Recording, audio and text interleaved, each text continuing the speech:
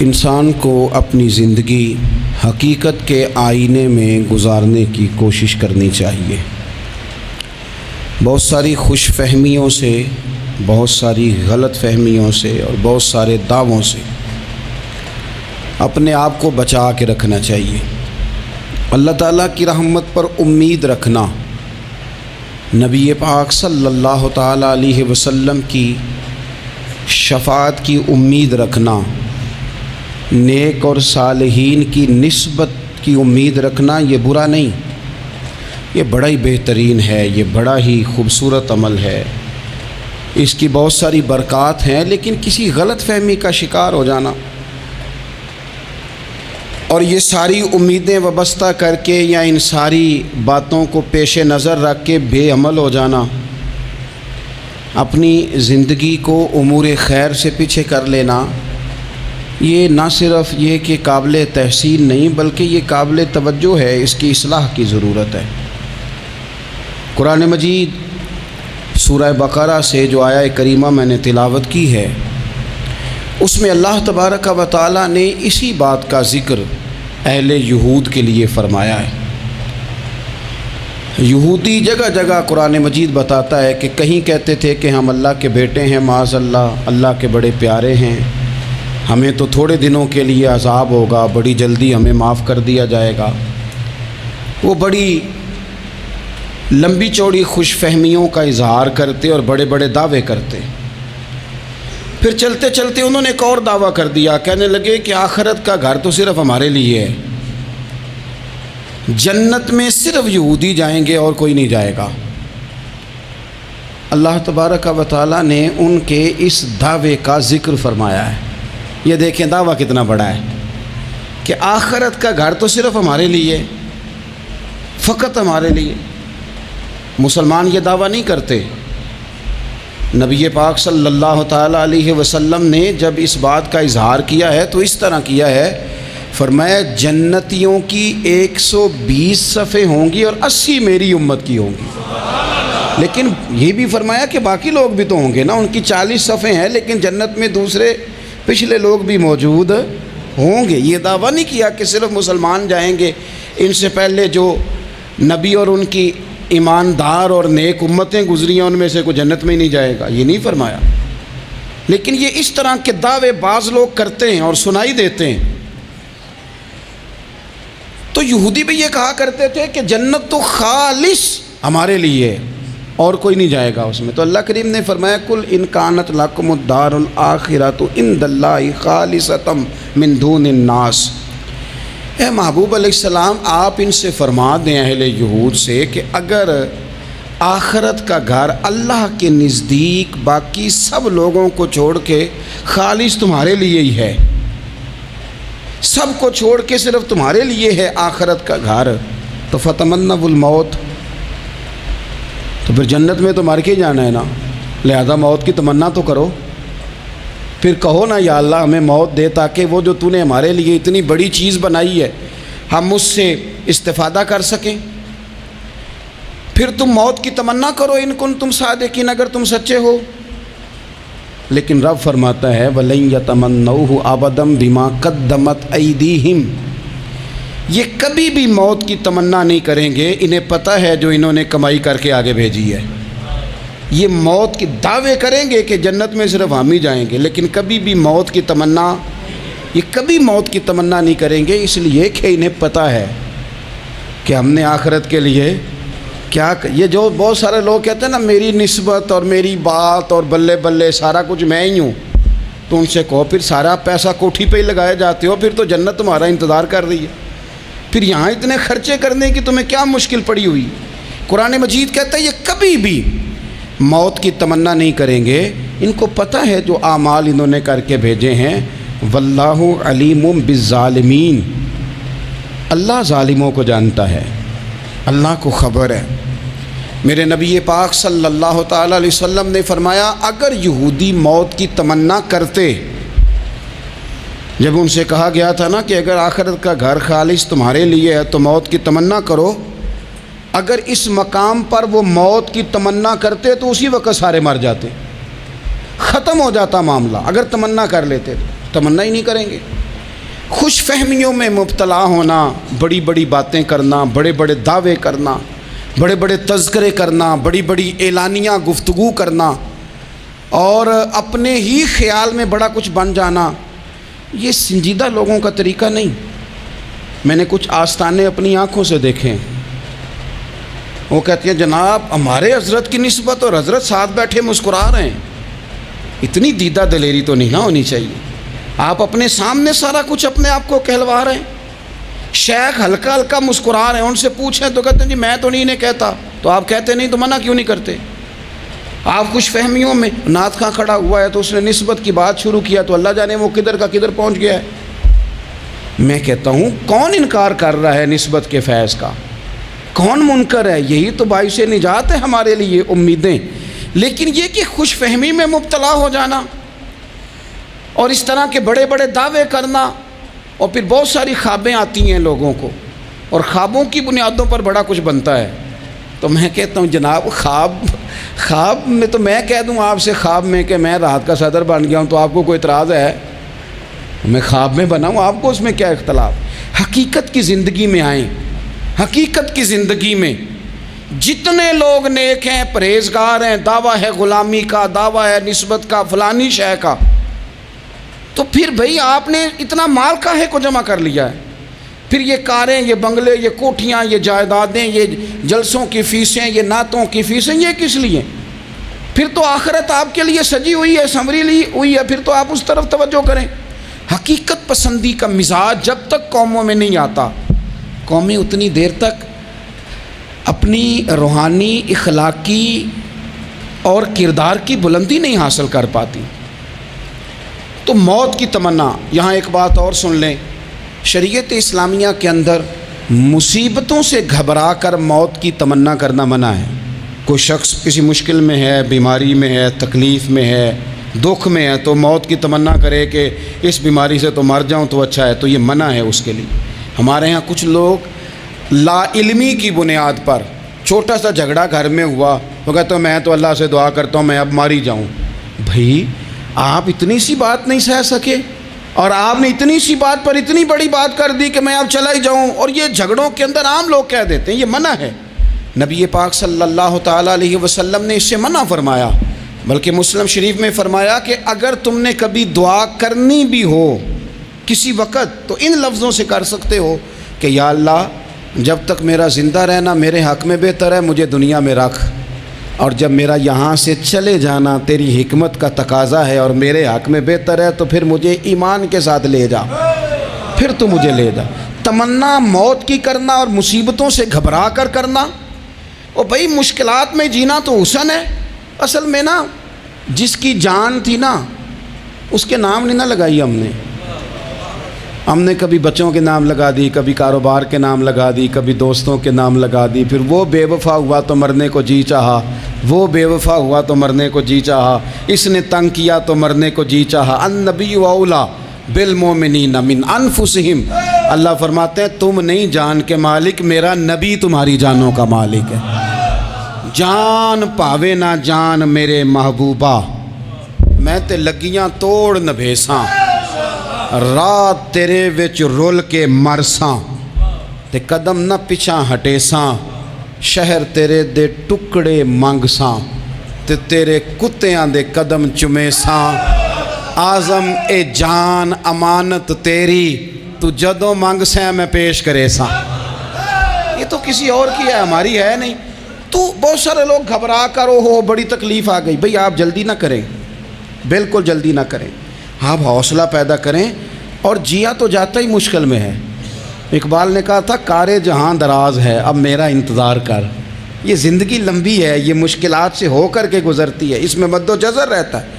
تو شریعت اسلامیہ میں منع ہے موت کی تمنا کرنا، موت کی خواہش کرنا، بلکہ نبی پاک صلی اللہ تعالیٰ علیہ وسلم نے تو یہاں تک ارشاد فرمایا کہ تم موت کی تمنا نہ کرو، اس لیے کہ اگر تم برے ہو اور زندہ ہو تو ہو سکتا ہے زندگی میں اللہ تمہیں توبہ کی توفیق دے دے، اور اگر تم اچھے ہو تو پھر بھی موت کی تمنا نہ کرو، اس لیے کہ اچھے ہو تو تمہاری اچھائی میں روز برکت ہی ہو رہی ہے، لوگوں کو فائدہ ہی ہو رہا ہے، خیر ہی بٹ رہی ہے۔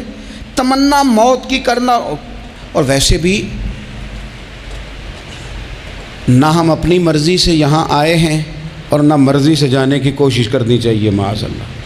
نہ اپنی مرضی آئے ہیں نہ اپنی مرضی سے کوئی مرنے کی کوشش کرے گا تو خودکشی حرام ہے، اور رب رسول کی مرضی سے مرے گا تو وہ شہادت ہے۔ وہ اس طرح کی شہادت ہے کہ جس میں کہا مردہ کہنا ہی نہیں، یہ تو زندہ ہے، اس لیے کہ میرے نام پہ مر گیا ہے۔ تو موت کی تمنا کرنا یا اس طرح کا رویہ منع ہے۔ البتہ یہ جو یہود کا کام تھا، ان کا جو لہجہ تھا، اللہ فرماتے ہیں یہ تو ہزار سال عمر مانگتی ہیں تو جانا ہی نہیں چاہتے۔ کچھ لوگ لمبی عمر کے حریص ہوتے ہیں، اس کی وجہ یہ ہوتی ہے کہ آخرت کے لیے کام نہیں کیا، آخرت پر اس طرح کا یقین نہیں، اس طرح کا مزاج نہیں، دنیا داری کا مزاج بن گیا، بہت سارا مال جمع کر لیا، بڑے بنگلے بنائے، اتنی مشکل دنیا داری اکٹھی کی، اب چھوڑ کے مر جائیں۔ ان لوگوں کا مرنے کو دل ہی نہیں کرتا، کوئی ارادہ ہی نہیں ہے، بالکل نہیں دنیا چھوڑنا چاہتے، محنت سے اکٹھی کی ہے، اتنے لاؤ لشکر بنائے ہیں، اب کیسے چھوڑ جائیں۔ کچھ لوگ ایسے ہیں جنہوں نے گٹھڑی باندھ کے رکھی ہوئی ہے، ان کو زیادہ ویٹ نہیں کرنا پڑتا، اس لیے کہ انہوں نے کوئی سامان بوکی نہیں کرایا، تو جو ہے ہینڈ کیری ہے، اس لیے لوگ انتظار کرتے رہیں گے اور جناب بلال حبشی جنت میں پہنچ بھی جائیں گے۔ ابھی میزان عمل لگا ہوگا لیکن حضرت ابو ذر غفاری جنت میں ٹہلتے ہوئے نظر آ رہے ہوں گے۔ لوگوں نے جمع نہیں نہ کیا، جتنا مال زیادہ اتنی چیکنگ بھی اس کی زیادہ، جتنے بیگ زیادہ، ایئرپورٹ پہ اتنا انتظار بھی زیادہ۔ ہینڈ کیری والے کو کوئی مسئلہ اسی کسے دے کچھ بھی نہ لگ دے تے نہ کوئی ساڈا دردی، بھئی مال کاہے کا تو حساب کاہے کا۔ مولا علی شیر خدا کرم اللہ تعالی وجہہ الکریم سے کسی نے کہا ہم گنجائشیں تلاش کرتے ہیں نا، اور شریعت کی گنجائش اختیار کرنے میں حرج بھی کوئی نہیں ہوتا، شریعت گنجائش دیتی ہے، مال جائز ہو آپ کو تو آپ اس کو استعمال کریں، بڑا مکان بنائیں، بڑی جائیداد خریدیں، بڑی گاڑی میں سفر کریں، مہنگا موبائل خریدیں، اچھے کپڑے پہنیں، کوئی منع نہیں کرتا۔ لیکن جو حضور کا مزاج ہے، جو سرکار نے اپنے لیے پسند کیا، وہ یہ ہے کہ سویرے روٹی کھانی ہے، شام کو فاقہ کرنا ہے۔ تو حضرت مولا علی شیر خدا کرم اللہ تعالی وجہہ الکریم سے کسی نے کہا کہ چلو جائز پیسے اکٹھے کر لیں، جائز تو جمع کرنا منع نہیں۔ تو حضرت علی کی باتیں بڑی حکمتوں والی تھی نا، تو ایک جملے میں انہوں نے کئی جواب دے دیے۔ کہنے لگے میاں مال حرام ہو تو عذاب ہوتا ہے، حلال ہو تو حساب ہوتا ہے، لہٰذا ہم دونوں کام ہی نہیں کرتے، نہ ادھر جاتے ہیں نہ ادھر جاتے ہیں۔ جمع کرنے کی حاجت کیا ہے؟ دنیا اتنی سجا لینا، اتنی سوار لینا، بڑا ٹھنڈا اے سی چلتا ہے ہمارے کمروں میں، کھلی آنکھوں سے لوگ بستر سے اٹھ نہیں پاتے، آنکھیں کھل گئی ہیں، الارم بج گیا ہے، لیکن وہ بہت مزے کی پسند کی روٹی رات کھائی تھی، اپنی مرضی کا کھانا کھایا تھا، پیٹ بھر کے کھایا تھا، مرضی کے مشروبات پیے تھے، ٹھنڈے کمرے میں آرام ہے، کھل گئی ہے آنکھ، موٹے الارم نے آواز دیا اٹھو، لیکن یہ غفلت ہے نا، دنیا جمع کر لی ہے نا ساری۔ میں آپ کو صحیح بتاتا ہوں، اگر یہ ساری آسانیاں نہ ہوں، دقتیں ہوں، تو کچھ رات کو ہمیں تھوڑا پسینہ بھی آئے تو بار بار آنکھ کھلے، یہ مچھر کبھی نہ سونے دے تو بار بار آنکھ کھلے، یہ تن آرام پسند نہ ہوں تو کچھ اٹھیں، کچھ رات کو گرمیوں کی چھوٹی راتوں میں بھی تہجد پڑھی جا سکے۔ لیکن اقبال کہتے ہیں لہو مجھ کو رلاتی ہے جوانوں کی تن آسانی، یہ تن آسان ہو گئے، مزاج نہیں رہا ہمارا، ہمیں آرام چاہیے، سکون چاہیے۔ آپ یقین کریں کبھی کبھی میں حیران ہوتا ہوں، رونا آتا ہے اپنی اگلی نسل پر، رونا آتا ہے، یعنی بچے مدرسے میں پڑھنے والے، چونکہ وہ اے سی والے گھر سے اٹھ کے آتے ہیں، مدرسے میں پڑھنے والے بچے کہتے ہیں جناب وہ کچھ گرمی زیادہ ہے تو میری کچھ طبیعت برداشت نہیں کرتی، تو میری اماں نے کہا تھا 4 چھٹیاں لے لو، کہ موسم ٹھیک ہو جائے گا تو پھر سے تعلیم ہو جائے گی۔ تو غور سے چہرے دیکھتے ہیں تو ہم کہتے ہیں یار اگر کل کو ہمیں جہاد پہ جانا پڑا تو ہم لوگ جائیں گے، ہم میدانوں میں نکلیں گے، ہم وہ لوگ ہیں جو سختیاں برداشت کریں گے، یہ والے لوگ ہیں جو میدان میں جائیں گے جو 1 منٹ کے لیے اتنی دنیا جمع کر لی، مرنے کو جی نہیں چاہ رہا۔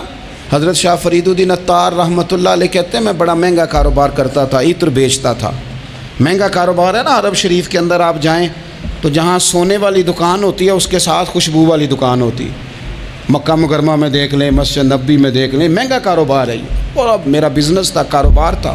تو آپ فرماتے ہیں کہ ایک دن ایک بزرگ آ گئے، انہوں نے ایک شیشی دیکھی، خوشبو سونگی، دوسری، تیسری، چوتھی، اچھے سیل مین آگے بڑھ کے خود کہتے ہیں آپ کو کیا چاہیے. میں نے بھی کہا بابا جی کیا چاہیے مجھے بتائیں, کیا دیکھ رہے ہیں؟ تو بابا جی بڑے دھیمے ٹھنڈے اور حوصلے والے لہجے میں کہنے لگے, پتر دیکھ رہا ہوں تیری جان بڑی مشکل سے نکلے گی. تو میں نے کہا وہ کیوں؟ کہنے لگے اتنی مہنگا مہنگا تو نے مال جمع کیا ہے, کبھی مرنے لگے گا تو یہ یاد آئے گا, کبھی وہ یاد آئے گا, کبھی سادہ کر لیں اس کو سادہ کر لیں, کبھی اس سوسائٹی والا پلاٹ یاد آئے گا, کبھی ادھر والا یاد آئے گا, کبھی لاہور والا یاد آئے گا. کہاں مرنے کو جی چاہتا ہے. اور پھر ایک اور دھوکہ ہے, میں بچوں کے لیے کر رہا ہوں. بچوں کے نام تو ایک دھیلا بھی نہیں, وہ تو سارا آپ کے اپنے نام ہے. ایسے ہی بہانہ بنائے ہوئے بچوں, کس بچے کے نام؟ بچے نے تو 50 دفعہ کہا ہے کہ وہ ایک دکان بیچ دو, میں نے کام کرنا ہے. تو ابا کہتا مراں گا تو تاں بکے گی. کہاں بچوں کے لیے؟ کون کہتا ہے بچوں کے لیے؟ یہ تو خواہشات ہیں جن پر ہمارا اپنا قبضہ ہے. ہر کنجی تو ہماری جیب میں. کون کہہ رہا ہے؟ وہ تو کبھی جا کے ملے گا ان کو جب موقع آئے گا. تو کہا یہ اتنا مال جمع کیا ہے تم پتر, تیری جان تو مشکل سے نکلے گی. تو کہتے ہیں میں دنیا دار تھا, دنیا دار کو نصیحت کریں تو وہ غصہ کرتا ہے, طنز کرتا ہے. کہتے ہیں مجھے غصہ آیا تو میں نے جھٹ سے کہا, لوگ کہتے نہیں تم اپنی قبریں جانا ہے تو میں اپنی, کہتے میں نے جھٹ سے کہا, میں نے کہا بابا میری جان تو مشکل سے نکلے گی تو تیری کیسے نکلے گی؟ تو کہتے ہیں بابا جی کہنے لگے پتر ادھر آنا ذرا. تو میں کاؤنٹر کے اوپر سے ہو کے بابا جی کے پاس آیا. وہ میری دکان کے فرش پہ لیٹے, کعبے کو منہ کیا, کلمہ پڑھا اور ان کی روح پرواز کر گئی. عرش فرشتے بانگاں ملیاں, مکے پہ گیا شور, بلے شاہ اسی نہیں ہوں مرنا, اے تے مر گیا ہی کوئی ہور, نالے وارث شاہ ہو کدوں مر دے جنہ کیتیاں نیک کمائیاں نے. کہا یہ دیکھ لو مر گئے, بس اتنی کام تھا, تیاری ہے. امام غزالی کا آخری وقت تھا نا, تو انہوں نے وضو کیا, غسل کیا, خوشبو لگائی, اپنے ہاتھوں سے چادر بچھائی, پھر تکیہ رکھا, پھر لیٹے, پھر حضور پہ درود پڑھا, اور پھر کہنے لگے رب اگر تیری مرضی ہے تو غزالی بھی تیرا تیار ہے. بس یہ جملے زبان پہ تھے اور روح پرواز کر گئی. موت کو سمجھے ہیں غافل اختتام زندگی, یہ ہے شام زندگی, پھر صبح دوام زندگی. عزیز بھائیو, ہم نے نا بڑی آسائشیں جمع کر لی, بڑا کچھ اپنی عقل کے زور پر ہم نے اکٹھا کر لیا. نہیں ہمارا پروگرام. کسی سے پوچھ لیں صحت کیسی ہے, تو عمر اگر اس کی بڑی اوپر بھی چلی جا رہی ہو, اب تو خیر سالگرہ میں آنے کا رواج ہر جگہ آ گیا ہے, ہم سے بھی لوگ پوچھتے ہیں کہ آپ بتائیں آپ کس تاریخ کو پیدا ہوئے تھے, تو میں کہتا ہوں کوئی کارنامہ سر انجام دے لینے دو پھر بتا دیں گے. ابھی تو کچھ کر نہیں سکے, کچھ بتائیں گے تو کچھ دن بھی منا لیں گے, ابھی تو لگتا ہے کہ بڑا وقت ضائع ہو گیا ہم سے. تو عزیز بھائی کوئی نہیں کہتا کہ اب ٹائم آ گیا ہے, شوگر ہو گئی ہے, بلڈ پریشر ہو گیا ہے, طبیعت خراب رہتی ہے, فلانا مسئلہ ہو گیا ہے. تو تمنا موت اور موت کا ڈر اور نہ مرنے کا ارادہ اور دنیا سے دل کو لگا کے رکھنا اور ہر وقت جینے کی خواہش پیدا کرنا اور ہر وقت حالمی مزید کی دوڑ میں رہنا, وہ لوگ اس لیے تیار رہتے تھے, دعائیں مانگتے تھے شہادت کی, کہ انہوں نے نا دنیا بنائی نہیں تھی. حضرت عمر نے تو دوسرا کرتا نہیں پہنا ساری زندگی, وہ جو مکان آ رہا تھا وہی چل رہا تھا, وہ تو تھوڑے پہ قرضہ تھا ان پہ, لیکن ہر نماز کے بعد صحیح بخاری میں موجود ہے وہ دعا مانگتے تھے, اللہم ارزقنی شہادتاً فی سبیلک, یا اللہ ایسا نہ ہو میں تب بھی موت چلا جاؤں, مجھے اپنے رستے میں شہادت کی موت دینا. ہر نماز کے بعد دعا مانگی جا رہی, لیکن شہادت والی موت کی نہیں, شہادت والی موت. اللہم ارزقنی شہادتاً فی سبیلک. اور مالک مدینہ چھوڑنے کو دل نہیں کرتا, یا اللہ شہادت کی موت دینا, اور دینا بھی اپنے نبی کے شہر کے اندر, یہیں رہوں, یہیں میرا مدفن بنے. اللہ نے انہیں موقع دیا. آپ دیکھیں نا ان لوگوں کا دل کرتا تھا. حضرت خالد بن ولید رضی اللہ تعالیٰ عنہ ساری زندگی میدان میں گزاری, پورے جسم میں 1 انچ جگہ باقی نہیں تھی جہاں زخم نہ ہو, ساری زندگی میدان میں رہے, لیکن آخری وقت روتے تھے, فرماتے تھے اس کی بے نیازی دیکھو, میں شہادت کے لیے میدان میں رہا لیکن شہادت میرا مقدر ہی نہیں تھی. اور پھر آخری وقت بھی فرمایا میرا گھوڑا, میرے کپڑے, میری زرہ, میری تلوار یہ کسی مجاہد کو دے دینا, چلو میں اب جہاد میں نہیں ہوں تو میرا سامان تو جہاد میں رہے, کسی مجاہد کو دینا. ان لوگوں نے جتنی محنت کی نا مرنے کے بعد کے لیے کی، مرنے کے بعد کے لیے زندگی کا جو دوسرا پل ہے اس کے لیے کوشش کی، وہاں انہوں نے صدقات جمع کرائے، خیرات جمع کرائے، عبادات جمع کرائیں، حسن اخلاق جمع کرایا، اچھا سلوک جمع کرایا، انہوں نے آخرت کے بینک میں ڈھیروں مال جمع کرایا، وہاں ان کے مکان بک ہوئے، جنت میں ان کے نام کی بڑی بڑی جگہیں اللہ تبارک و تعالیٰ کے فضل سے طے کی گئیں، تو پھر انہیں وہاں جانے میں کوئی دشواری بھی نہیں تھی، انہیں کوئی مشکل نہیں تھی، وہ تیار تھے، لیکن چونکہ ساری محنت ہی دنیا کے لیے ہے، وہ جو خاص ایک آخرت پر مسلمان کا ایمان اور یقین اور تیقن تھا اس طرف ہمارا مزاج نہیں۔ آپ دیکھیے حضرت ملک الموت اسرائیل علیہ السلام نا حضرت ابراہیم علیہ السلام کی روح قبض کرنے کے لیے حاضر ہوئے، تو کہا جناب چلیے آپ کی روح لینے آیا ہوں، تو حضرت ابراہیم علیہ السلام فرمانے لگے اسرائیل، یہ قاضی ثناء اللہ صاحب پانی پتی رحمۃ اللہ علیہ نے اس کو تفسیر مظہری میں لکھا ہے، حضرت ابراہیم خلیل اللہ علیہ السلام فرمانے لگے اسرائیل کیا کوئی خلیل بھی اپنے خلیل کی روح قبض کرتا ہے؟ واتخذ اللہ ابراہیم خلیلا، اللہ نے تو مجھے دوست بنایا، دوست ہو کے دوست کی روح قبض کرنے جا رہا ہے۔ حضرت اسرائیل نے ارادہ چھوڑا اور حضرت ابراہیم کا وہ جملہ لے کے رب کی بارگاہ میں حاضر ہوئے، عرض کی مالک جناب ابراہیم علیہ السلام نے فرمایا ہے کہ اللہ کی بارگاہ میں عرض کرو کہ مالک کیا کوئی خلیل بھی اپنے خلیل کی روح قبض کرتا ہے؟ تو رب کریم نے فرمایا اب میرا بھی پیغام جا کے جناب ابراہیم کو دے دو، ان سے جا کے کہو رب فرماتا ہے کیا کوئی خلیل بھی اپنے خلیل کی ملاقات کو ناپسند کرتا ہے؟ آپ کو تو ملنے کو بلا رہے ہیں، موت تو ایک پل ہے، یہاں سے گزریں گے تو جا کے محبوب سے ملیں گے، تو کیا کوئی خلیل بھی ناپسند کرتا ہے کہ وہ اپنے خلیل سے ملاقات نہ کرے؟ حضرت سیدنا اسرائیل علیہ السلام پیغام لے کے آئے اور کہا ہے اللہ کے خلیل رب فرماتا ہے کیا خلیل بھی خلیل کی ملاقات کو تو حضرت ابراہیم تو کھول کے روئے، کہنے لگے اب دیر نہ کر، اب ذرا جلدی کر، اب ذرا جلدی لے جا۔ اور میرے نبی پاک صلی اللہ علیہ وسلم نے فرمایا، سیاستہ میں حدیث ہے، فرمایا تم میں سے جو رب سے ملنے کو پسند کرتا ہے نا، جو اللہ سے ملنے کا شوق رکھتا ہے نا، اللہ بھی اس کی ملاقات کو پسند فرماتا ہے۔ تم میں سے جو رب سے ملنے کا شوق رکھتا ہے، اقبال کیا کہتے ہیں؟ کہتے ہیں تیرے عشق کی انتہا چاہتا ہوں، تو میری سادگی دیکھ میں کیا چاہتا ہوں، میرا ذرا سا تو دل ہے مگر شوق اتنا، میں وہی لن ترانی سنا چاہتا ہوں، مالک میرا دل کرتا ہے میں تجھ سے کہوں رب آریلی، میں تجھے دیکھنا چاہتا ہوں، اور تو مجھے کہے لن ترانی تو نہیں دیکھ سکتا، میرا ذرا سا تو دل ہے مگر شوق اتنا، میں بھی وہی لن ترانی سنا چاہتا ہوں۔ پھر خود ہی کہنے لگے او بھری بزم میں راز کی بات کہہ دی، میں بڑا بے ادب ہوں سزا چاہتا ہوں۔ یہ تو سب کو بتانے والی بات ہی نہیں تھی جو میں نے بتا دی، بھری بزم میں راز کی بات کہہ، بڑا بے ادب ہوں سزا چاہتا ہوں۔ نبی کریم علیہ السلام نے فرمایا تم میں سے جو رب کی ملاقات کا شوق رکھتا ہے نا، اللہ بھی اس کی ملاقات کو پسند فرماتا ہے۔ اور فرمایا تم میں سے جس کا رب سے ملنے کا شوق نہیں نا، اللہ بھی اس کی ملاقات کو پسند نہیں فرماتا۔ یہ سیاستہ میں حدیث ہے، ایک دفعہ غور کر نہ لیں، فلاں سے ملنے کو بھی جی چاہتا ہے، فلاں علاقہ دیکھنے کو بھی جی چاہتا ہے، فلاں کی ملاقات کو بھی جی چاہتا ہے، کبھی اس کو ملنے کو بھی جی چاہتا ہے جس نے بنایا ہے سارا کچھ، کبھی اس کی صحابہ تو تڑپ کے حضور کی بارگاہ میں آئے تھے نا، وَإِذَا سَأَلَكَ عِبَادِي عَنِّي فَإِنِّي قَرِيبٌ، تڑپ کے کہا تھا یا رسول اللہ صلی اللہ علیہ وسلم سالوں بیت گئے، سجدے کرتے، عبادت کرتے، روزہ رکھتے، حج کرتے، زکوٰۃ دیتے، اب دل کرتا ہے کبھی وہ ملے، کبھی اسے دیکھیں، کبھی یہ حقیقت منتظر نظر آنا لباس مجاز میں، لاکھوں سجدے تڑپ رہے ہیں میری جبین نیاز میں، دل کرتا ہے ملنے کو۔